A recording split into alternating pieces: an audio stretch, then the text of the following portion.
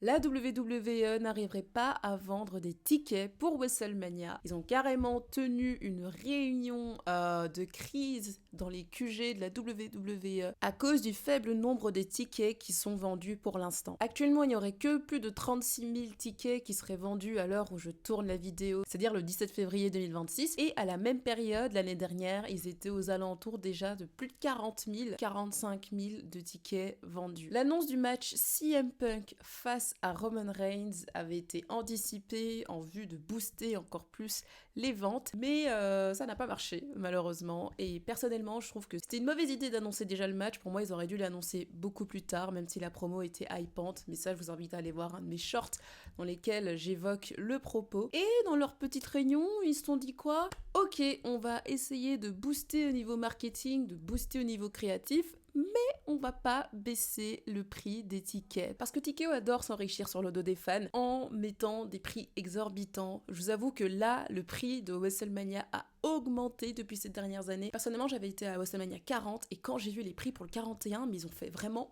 x2. Et là, j'ai vu une image sur Twitter qui fait que confirmer en fait ce propos, comme quoi les prix en fait ils ont littéralement doublé. Et non, ils vont pas baisser les prix. Non, non, non, ça leur rapporte beaucoup trop d'argent car l'année dernière, WrestleMania 41, juste en termes de tickets, les a rapporté 66 millions de dollars en tout. Je pense qu'on est loin à ce que la WWE puisse baisser les prix des tickets, ça n'arrivera certainement pas en fait. À l'époque de Vince McMahon privilégiait les familles pour qu'elles puissent aller voir les shows de catch. Sous l'ère Tikeo aujourd'hui, ce n'est plus ça. Ils vont s'en mordre les doigts bien sûr parce que les fans ne sont plus des pigeons, ils vont arrêter de payer ces prix et je pense que là en fait ils n'ont que ce qu'ils méritent tout simplement. Et en plus l'année prochaine WrestleMania ce sera même plus au States, ce sera en Arabie Saoudite, là où le gouvernement a déjà payé pour WrestleMania et donc les prix normalement seront beaucoup plus abordables pour ceux qui veulent faire un premier WrestleMania là-bas. Franchement là-bas ça devrait être beaucoup moins cher qu'aux États-Unis par exemple. Et parlons aussi au niveau créatif. Niveau créatif, t'as l'impression qu'il n'y a rien qui se dessine. Après j'ai envie de dire c'est normal, on est mi-février pour l'instant. C'était à peu près pareil pour WrestleMania 41 où au niveau créatif vraiment il n'y avait rien qui avançait à la même période de l'année. On sentait même pas qu'on était sur la route vers WrestleMania. Sauf que WrestleMania 41 on a bien vu à quel point c'était un flop. J'espère que le 42 ne sera pas de même. Et aussi pour moi c'était une très